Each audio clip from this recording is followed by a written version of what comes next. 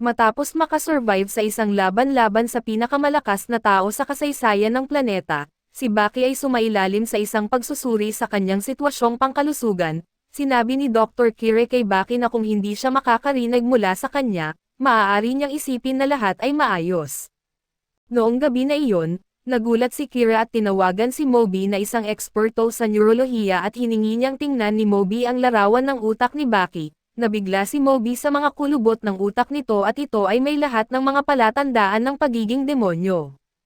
Tinanong ni Kira si Moby, sigurado bang walang kaugnayan ang mga kulubot ng utak sa pagkatao ng isang tao? Sumagot si Moby na wala siyang nakitang kahit ano na kahawig ng ganito kahangahangang bagay.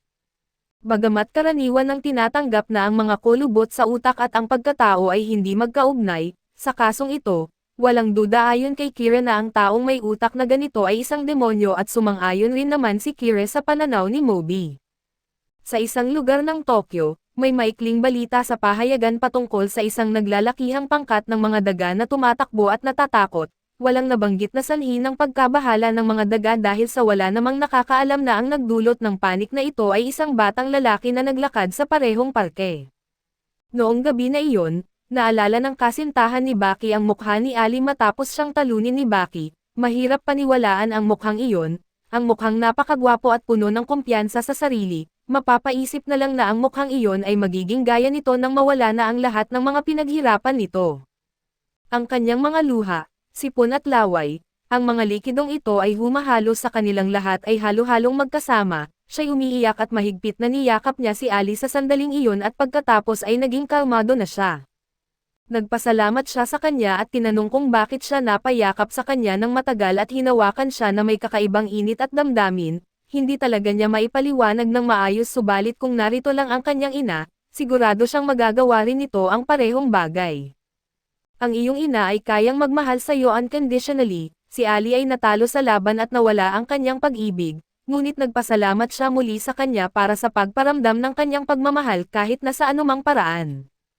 Nang umaga, si Kazuya ay papunta na sana sa paaralan nang bigla niyang masalubong si Baki sa pinto. Matapos mag-usap ng sandali, nagkabati ang dalawa at nagpatuloy ang kanilang pagmamahalan tulad ng dati.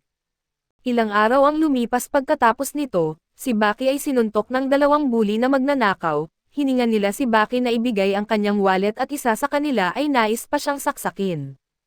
Bigla namang naglabas si Baki ng matinding intensyon na pumatay, na nagpatakot sa mga ito at sa isang kisap mata, nagsimulang lumiliit ang kutsilyo na hawak ng isa sa mga magnanakaw at ito'y nagliit ng nagliit hanggang sa maging maliit at walang silbi tulad ng isang mani.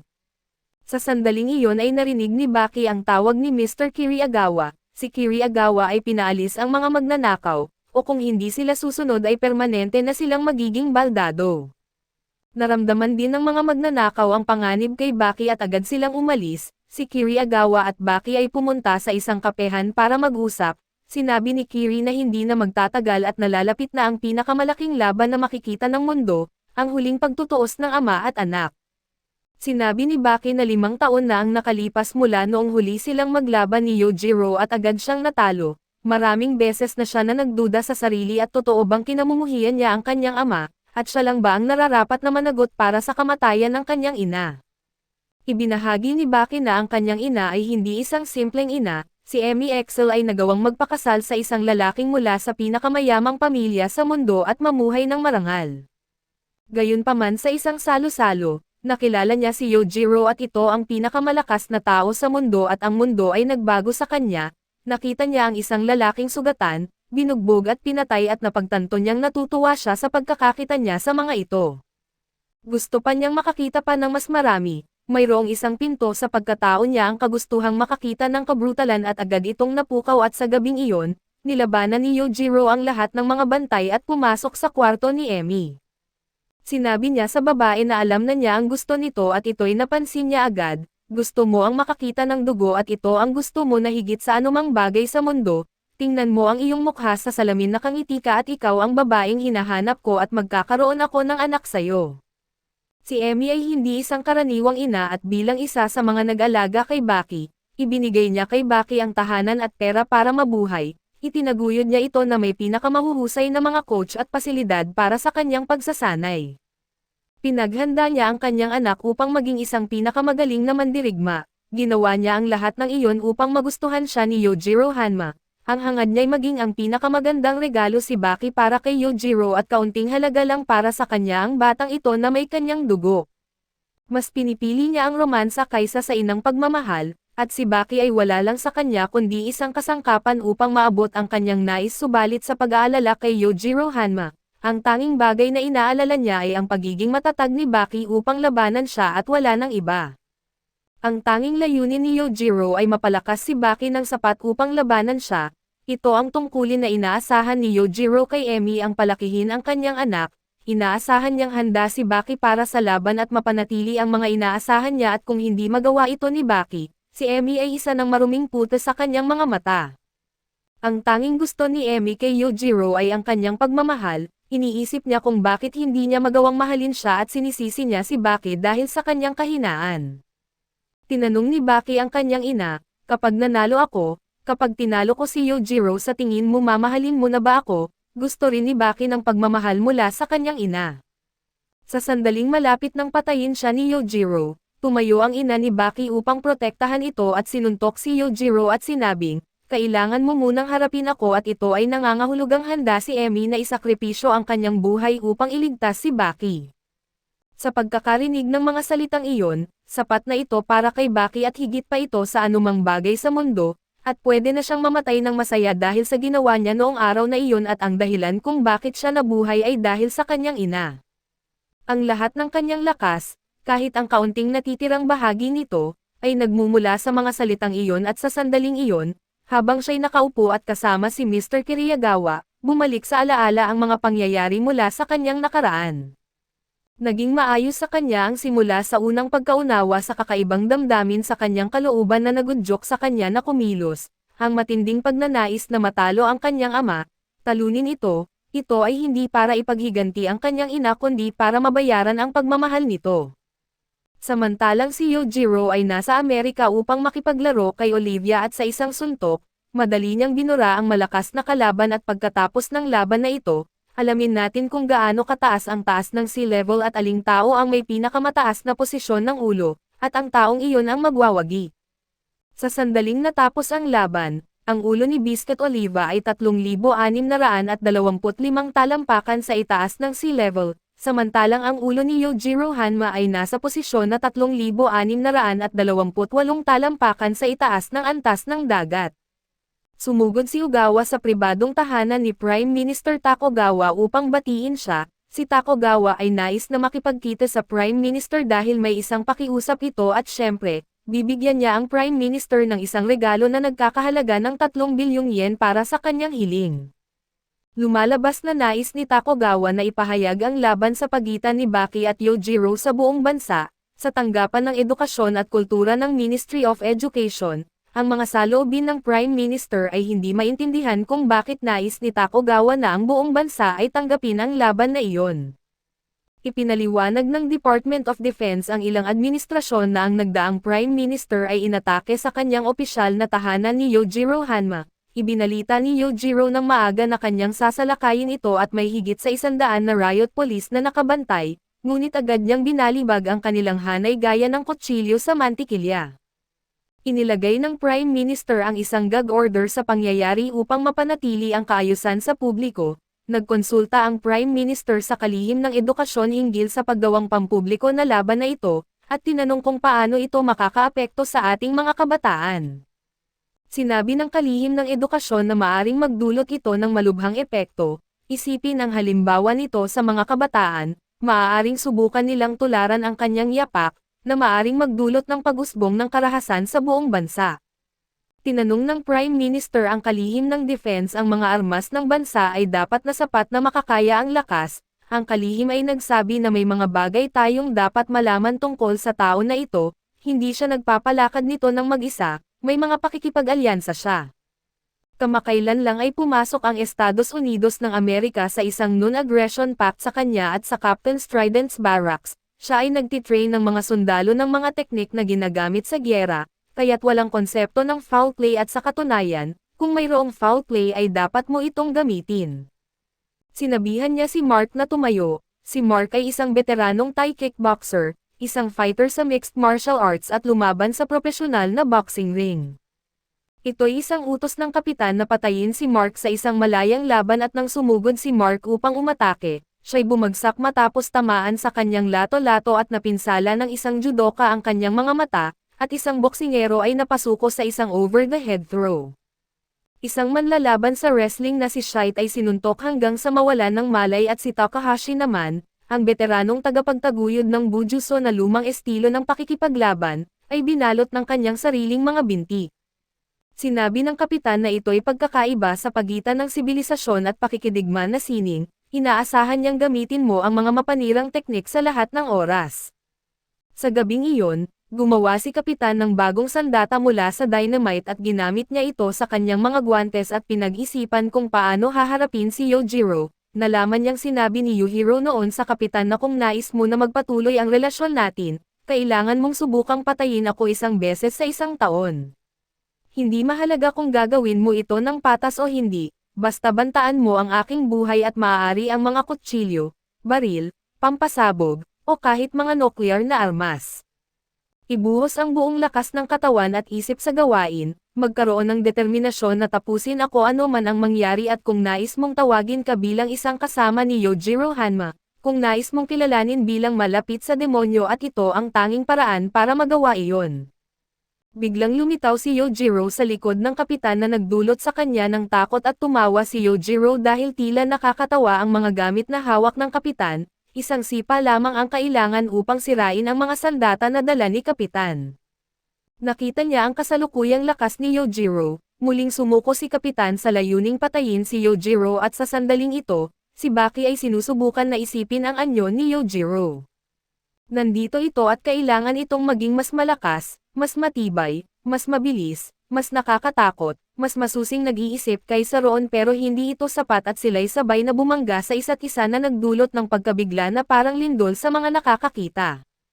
Gayunpaman, ang lakas ni Yojiro ay higit pa sa inaasahan ni Baki at bigla na lamang lumapit si Yojiro kay Takogawa at sinabihan siyang magpa-konsulta muna.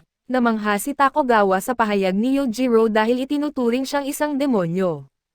Walang pinagkaiba kung ito'y kanyang anak, ang gobyerno, o maging ang militar, hindi siya interesado kung may tumayo sa kanyang landas at para sa kanya, sila ay mga hadlang lamang na dapat malampasan.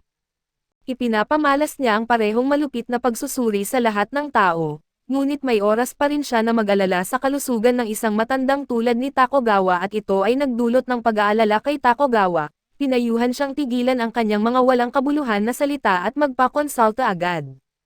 Makalipas ang ilang sandali, nagsuka ng dugo si Takogawa habang umalis si Yojiro at sinabihan ang tagapaglingkod na tawagan ang doktor. Ang taong ito na buong buhay na nakasentro sa pakikipaglaban ay nagkaroon ng isang natatanging kakayahan, isang bagay na hindi inaasahan.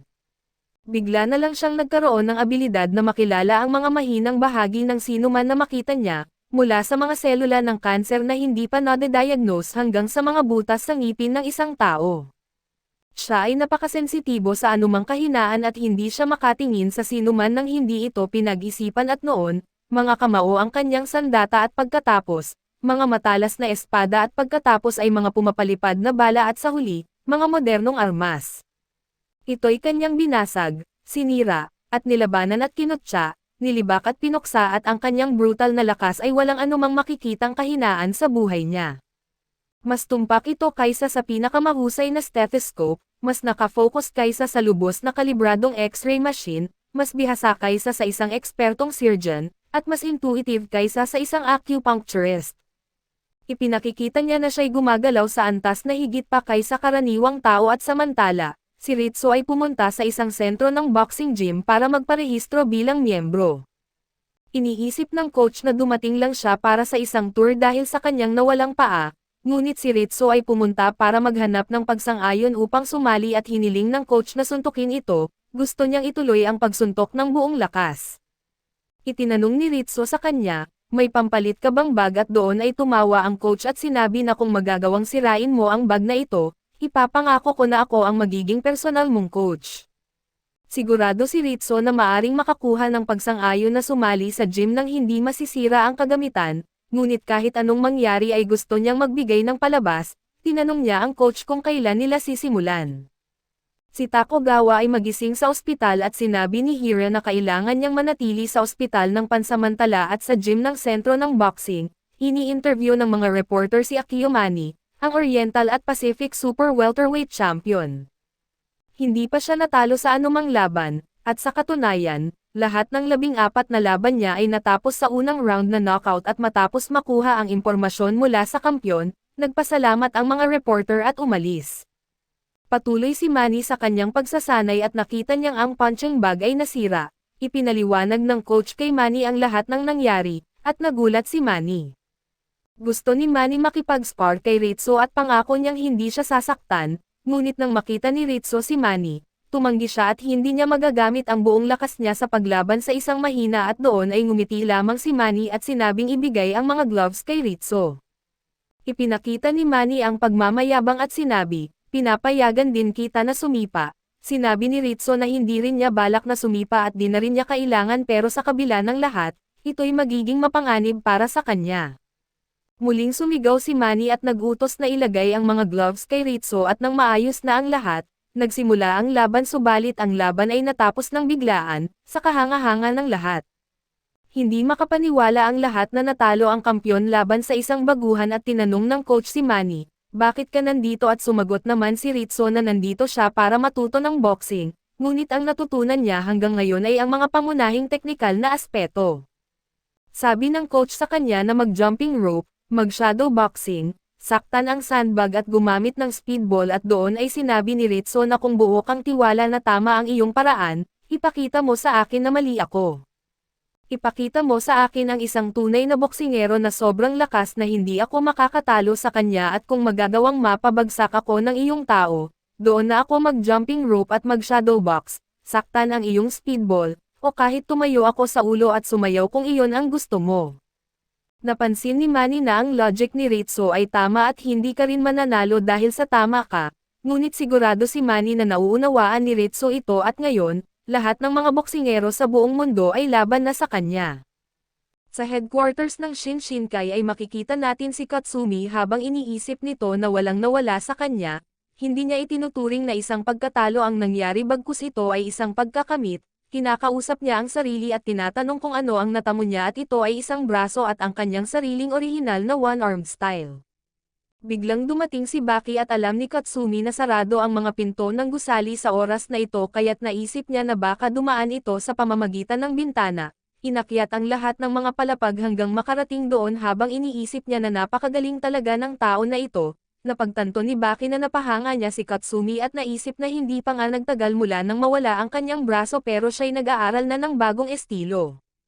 Sinabi ng lalaki na inaabangan niya ang laban ng ama at anak na si Yujiro Hanma laban kay Baki Hanma dahil hindi pa nakakakita ang mundo ng isang ganitong pagtutunggali, pero sa katunayan ay hindi nagalit si Baki sa kanyang ama subalit sa kabila nito ay naniniwala pa rin siyang maglalaban sila. Nagpatuloy sila sa living room para magkwentuhan at natuklasan niya na si Ritsu ay nagpunta sa sentro ng boxing gym para maging miyembro. Ikinagulat niya ito kaya ipinaliwanag ni Katsumi na magiging masalimuot pa rin ang laban niya kahit na maging miyembro siya ng boxing gym, magpapatuloy pa rin siyang sumali sa laban at gagamitin pa rin niya ang kanyang sariling kung fu na estilo na siguradong hindi magiging madali. Sa sentro ng boxing gym habang lahat ay nagpa-practice ng boxing ay patuloy din na nagpa-practice si Ritsu ng kung fu, sinabihan siya ng coach na magsuot ng gloves dahil may inihanda siyang kalaban na medyo malakas para kay Ritsu. Ang taong ito ay malamang na eksaktong hinahanap niya na isang kalaban na maaaring makalaban ni Ritsu ng buong lakas. Ngunit hindi magiging mabisa ang kanyang mga kasanayan sa isang tunay na heavyweight. Ang lalaki ay parte ng militar 3 taon na ang nakakaraan at dating pumupunta siya mula sa base para mag-practice dito at dahil sa kanyang laki, hindi siya makapag-debut sa Japan pero ginawa niya ito sa sariling bansa pagkatapos ng kanyang pag-retire sa serbisyo. Siya ay 9-9 may 8 knockouts at nilampaso niya ang lahat ng mga kalaban maliban sa kanyang debut fight, ngayon ay bumalik siya dito sa dating lugar kamakailan lang para maghanda, tulad ng makikita mo sa kanyang timbang, teknikal na galing at record sa kanyang career ay talagang mas magaling siya kaysa kay Ritsu sa lahat ng aspeto. Dahil dito ay nagbilin ang coach niya at sinabing subukan ng lalaki na wag mamatay sa laban, Nakikita ni Ritso kung ano ang ibig sabihin ng coach at halata na maraming kakayahan ang lalaki at malaki ang katawan nito. Ang kanyang hakbang ay magaan at mabilis at agad na sumugod ang boksingero upang saktan siya na nagpatalsik sa kanya ng ilang metro palayo. Napagtanto ni Ritso na ang kanyang bilis ay mahusay at ang kanyang lakas ay kakaiba pero ang kanyang grip ay mahina. Ang combat sports ay hindi nakabase sa street fighting at habang ang mga patakaran ay nagdidikta ng paggamit ng boxing gloves, hindi may iwasang gamitin ang mga katangian nito bilang mga sandata kaya kumpara sa karate at kung fu na hindi gumagamit nito ay mas mahina ang grip ng kamao ng boksingero. Si Ritso na namuhay sa martial arts lamang ay napagtanto ito at naramdaman niya ang kahinaan sa suntok ng kalaban nang tumama ito sa kanya, at nang umatake ito ay tumama ang kanyang kamao sa pinakamakapal at pinakamalakas na buto sa katawan ng tao na matatagpuan sa harap ng bungo. Ang isang kamao na nakasara ay binubuo ng 27 na malalaki at maliit na piraso ng buto, at dahil ang bawat bahagi ng kamao ng boksingero ay hindi na i-train ng buong tiyaga sa proseso ng pagtama nito, hindi maiiwasan ang pagkasira at pagkabali ng mga buto sa kanyang kamay.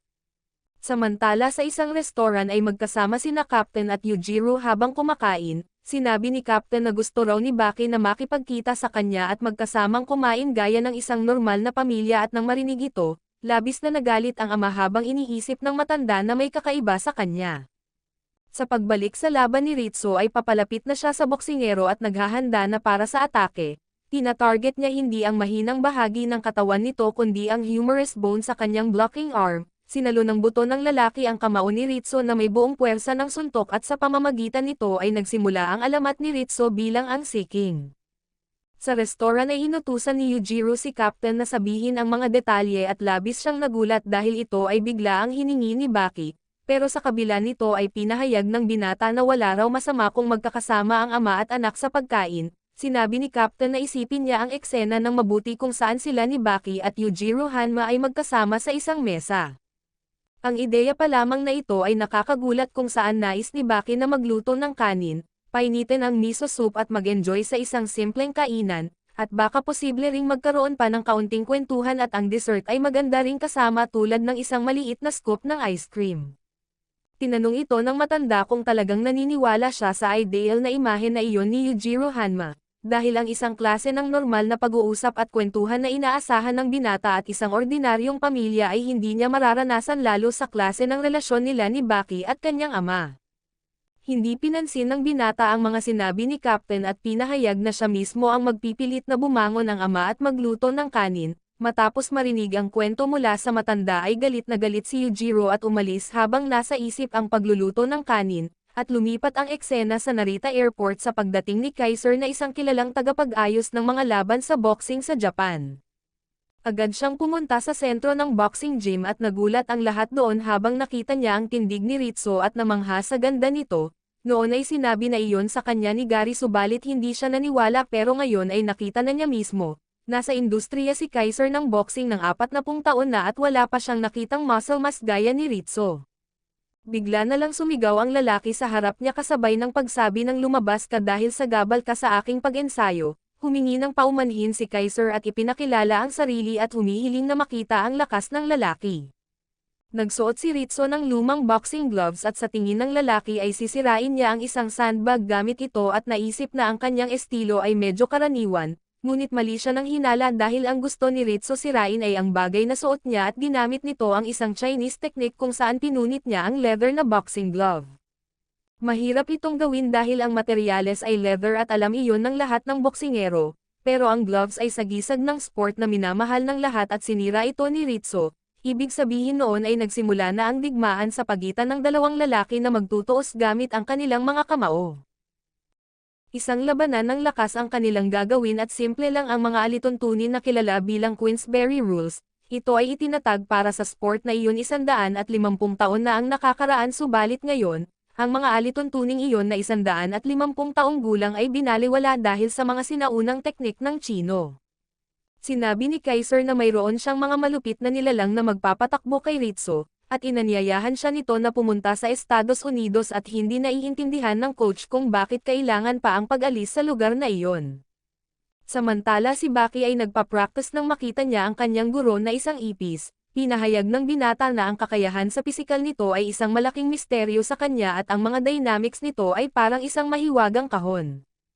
Ang mga ipis ay laging kinamumuhian at tinataboy ngunit sa lahat ng mga nilalang sa mundo na kilala sa kanilang bilis, ito ang natatanging isa dahil ito lamang ang kayang lumipad mula sa pagka-steady papunta sa sobrang bilis na kilos sa isang kisap mata, bukod doon ay kaya niyang lumipad ng 50 beses sa haba ng katawan nito bawat segundo.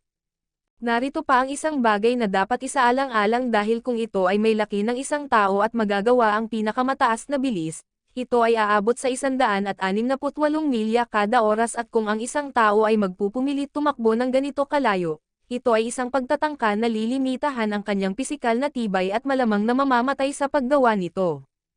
Hindi ito kaya ng mga kalamnan ng tao dahil hindi iyon kayang abutin ng kakayahan nila, pero natuklasan niya na hindi ito gumagamit ng mga kalamnan at nalaman niya iyon nang makita nito ang isang bangkay ng ipis na nakalatag sa sahig, wala itong kalamnan at walang fiber at ang loob ay binubuo ng isang malagatas na kulay puti na kayang tumagal sa 168 milya kada oras na bilis, at napagtanto niya na ang kakayahan nito ay hindi dahil sa malalakas na kalamnan kundi dahil ito ay tila isang likido. Ngayon ay lubos niya nang nauunawaan ang lahat at sinusubukan itong pag-aralan para sa kanyang sarili, habang sa kabilang dako si Ritsu ay hindi nagsalita mula noong dumating sila sa Vegas. Natuklasan niya na ang lungsod na ito ay puno ng pagpapanggap at wala itong tunay na halaga, tinanggap siya ni Kaiser sa Vegas at dinala sa pinakamalaking boxing ring ng lungsod, nang matalo ng isang boksingero na dating kampyon ang kalaban ay agad na pumunta sa entablado ang lalaki. Kinuha ni Kaiser ang mikropono at sinabi na 150 taon na mula nang itatag ang Queensberry Rules, at ngayon ang modernong boxing ay humaharap sa pinakamalaking pagsubok sa mga alituntunin na iyon sa kasaysayan. Dumating na ang pinakamalakas na kaaway nito sa loob ng 4,000 na taon ng Kung Fu at ipinapakilala nito ang kanyang sarili bilang si King Ritsu. Nagbigay-pugay si Kaiser sa pagdating ni Ritsu ngayong gabi ngunit galit na nagtanong ang dating kampyon na si Andrei Valov kung ano ang ginagawa nila sa ring na iyon, hindi raw nararapat ang lalaki roon dahil ang ring na ito ay para sa mga mandirigma. Tinanong niya kung naririnig nito ang tunog at sinabi na sa tingin niya ay dapat nang umalis ang lalaki bago siya itapon nito palabas sa ring. Sinabi ni Kaiser na mali ang taong kinagagalitan niya at pinahayag na siya ngayon ay nakamit ang ika-31 na knockout victory. Lahat dito ngayon ay nagdiriwang para sa kanya maliban sa tao na ito na si Ritsu. Gusto niyang insultuhin at hiyain siya at sa katunayan hindi lang ikaw ang target ng lalaki dahil gusto niyang maliitin ang buong mundo ng boxing. Natawa si Andre nang makita niyang kalahati ng laki niya si Ritsu kung saan sinagot siya nito na may lumang kasabihan sa Hapon. Ito ay nauugnay sa lalaki kung saan sinasabi niya na minsan ang mga taong malalaki ang katawan ay siyang may mas maliit ang utak. Naiintindihan nila iyon habang ang mga Amerikano ay hindi nakukuha ang kahulugan nito.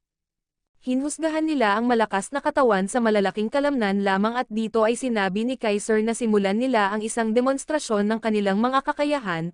Alam ni Ritsu na ito ay isa lamang walang kabuluhan at kalokohan pero ito ay madaling maunawaan ng mga Amerikano, isang paanyaya para makita ng mga ito ang malawak niyang kasanayan.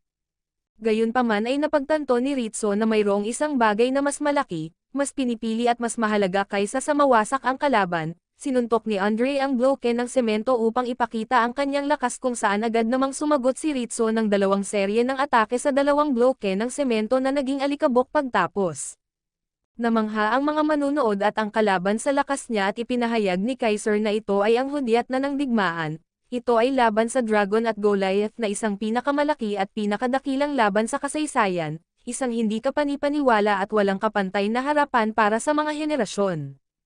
Bago ito magsimula ay may isang press conference na naganap kung saan napansin ng mga reporter na hindi alam ni Ritsu ang mga patakaran sa boxing at hindi pa siya nakakaranas ng opisyal na laban. Tinanong siya kung anong nangyari sa kanyang kanang paa at binahagi niya na nawala ito sa isang laban sa kaibigan niya. Ito raw ay mga bagay na nangyayari at kailangan itong tanggapin dahil ito ay bahagi ng laban.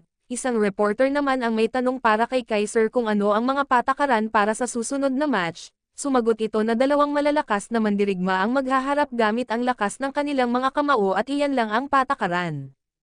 Pagkatapos ay bumalik si Ritsu sa hotel kung saan sinabi ng coach na kinalaban niya ang buong mundo ng boxing. Sinubukan nito ang isang suntok na tumama sa mukha niya at pinahayag na hindi niya nakita ang paparating na pagsugod. kahit ito ay mula sa isang dating boksingero na nagretiro 10 taon na ang nakalilipas. Binahagi nito na ganoon kabilis ang isang jab mula sa isang boksingero at kung galing iyan kay Andre ay siguradong patay ka na, payo ng coach dito na umatras sa laban na iyon dahil wala silang dahilan para manatili dito sa Vegas ng isa pang araw at uuwi sila agad bukas. Gayunpaman ay napagtanto ng coach na nabali ang kanyang kamay at lumabas na tinanggap talaga ni Rizzo ang atake ng kanyang coach. Naiintindihan niya na ito ay matagal nang nasa mundo ng boxing at mayroong rason para sa kanyang galit. Ang suntok na iyon ay isang makatarungang parusa para sa kanyang pagyurak sa damdamin ng matanda. Sa kabila nito ay tinanong ng lalaki kung maaari ring maintindihan ng coach ang kanyang nararamdaman patungkol sa sining ng pakikipaglaban. Ang eksena ay lumipat at ang match sa pagitan ni Rizzo at Andre ay malapit nang magsimula. Habang pumapasok siya sa ring siya'y naguguluhan dahil ito ang kanyang unang pagkakataon na lumaban para sa kasiyahan ng mga tao na nanonood. Ito ay hindi niya maunawaan at nakakalito para sa kanya dahil sa paniniwala niya ito ay walang kabuluhang konsepto ng pakikipaglaban kung para sa kasiyahan ng iba. Ang konsepto ng laban na ito ay para sa entertainment at ito ay bago para sa kanya kaya't hindi niya ito maunawaan. Nagsisimula na si Kaiser at nag-announce kung handa na ba ang lahat para sa showtime ngayong gabi. Ang dakilang People's Republic of China ay nagpapakita ng kanilang mga pangil sa mundo at nagpadala ng kanilang kampyon. Nagtanong si Andre sa lalaki kung handa na ba ito dahil tapos na ang oras ng paglalaro. Sinabihan niya ito na subukan na huwag agad mamatay at ang referee ay nagsimula ng laban. Ikinagulat ni Rizzo na mabilis kumilos ang lalaki kahit na may taas na 7 talampakan at kalahating metro at timbang na halos 335 pounds ito, katakataka ang kanyang magandang galaw para sa isang malaking tao. Sa kasong ito ay pumunta si Rizzo sa isang sulok ng ring at nagsagawa ng posisyon na labis na ikinatuwa ni Andre dahil malaking pagkakataon na ito, nakatagpo siya ng isang estilo ng pakikipaglaban na hindi niya pa nakita o naisip kailanman subalit gayunpaman, labis siyang kumpiyansa dahil siya'y tiyak na makakayanan niya at mapipigilan agad ang bagong estilo na iyon. Sa kabila nito nang sumalakay si Andre kay Rizzo ay wala siyang nakita na anuman at ang huling bagay na kanyang naaninag ay ang isang photographer, agad siyang pinatumba ni Rizzo gamit ang kung fu na tuluyang nagtapos ng kanilang laban, at nang kinaumagahan ay tinawag siya ni Kaiser at sinabi na iyon ang bahagi niya sa kita mula sa laban kagabi. Dahil sa espesyal nitong teknik na ipinakita sa laban ay ang lalaki na ang pinakasikat na Chino sa Estados Unidos na walang sorpresa, nakita ito ng buong bansa at ang hindi halos gumalaw na gloves na biglang bumasag sa mukha ng kalaban ay agad na nagpasikat sa kanya. Sinabi ni Kaiser na kunin ang perang ito at mag-enjoy at inutusan itong ilagay iyon sa briefcase na nasa likuran niya. Hindi alam ni Rizzo kung paano ito tatanggapin pero kung nais talaga nitong ibigay sa kanya ang pera ay hindi siya tatanggi. Sa kabila noon ay tinanong niya ang lalaki kung anong ginagawa ng maruming sapatos nito sa tabi ng kanyang pera. Sinabi ni Rizzo na huwag siyang utusan ng dapat gawin at sinabihan ang lalaki na ilagay ang pera sa loob ng case at ibigay ng maayos sa kanya dahil kung hindi, dudurugin niya ang mga paa nitong marurumi at walang kwenta, kaya dali-daling sumunod ang lalaki sa utos niya at ibinigay ng may paggalang ang pera. Sa kabilang dako si Baki ay naghahanda ng kape nang nadama niyang papalapit si Yujiro sa lugar. Dahil dito ay nagmadali siyang kumuha ng isa pang tasa habang iniisip na hindi pa napunta doon ang ama kahit isang beses, nadama ng binata na malapit na ito kaya siya ay lumabas ng kusina at nakita ang ama na nakaupo na roon. Nag-alok siya ng isang tasa ng Blue Mountain Coffee at tunay namang iniinom ni Yujiro ang kape. Nagtanong ito kung iyon ba ang mag-ama na relasyon na hinahanap niya at sinagot ni Baki na tama ang hinala niya. Sa kabila noon ay biglang nagalit ang matandang lalaki at tinanong ang anak kung anong problema niya at bakit inihain niya ang isang masamang lasa ng kape sa sariling ama. Bigla namang humingi ng paumanhin si Baki na kinagulat ni Yujiro pero pinahayag ng binata na alam niyang nagpapanggap ang ama na hindi iyon masarap. Ininom niya ito ng 2 beses kaya malamang na hindi naman ito ganoon kasama. Subalit hindi na mahalaga ang lahat ng iyon dahil binanggit ng ama na hindi siya interesado sa mga ganitong klaseng pagsasama at wala siyang pakialam dito noon pa man. Tinanong ni Baki kung pwede niyang gawin ang isang bagay para rito at iyon ay ang magtimpla ng kape. Pumayag si Yujiro na gawin ito ngunit may isa siyang kondisyon, kailangan ng binata na pilitin siya na magtimpla ng kape at kung hindi siya papayag ay kailangang sampalin, patumbahin at suntukin siya nito hanggang siya ay sumuko.